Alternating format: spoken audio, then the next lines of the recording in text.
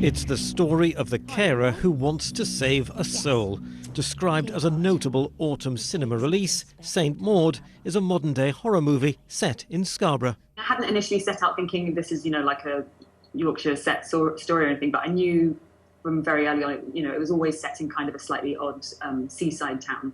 So we sort of looked at a few places and fell in love with Scarborough completely. I'd never been there before. How did you find the Yorkshire folk to deal with? Oh, wonderful, of course. I think in there's, so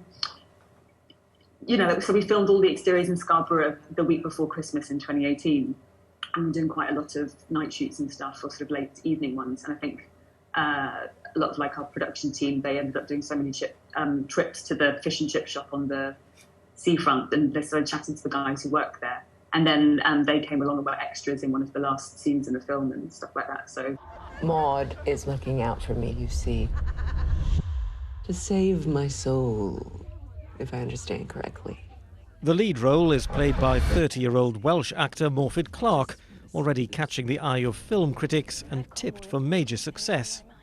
I'm from a seaside town in Wales, so I've been living in London for years and I miss the sea terribly.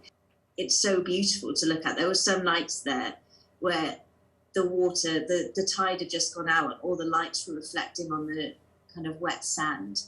And it did just look like it could have been something from New York or wherever. This is life and death on another level. The film's not for the faint-hearted, but you'll enjoy the fabulous setting of Scarborough. St Maud is released on October the 9th. Ian White, BBC Look North.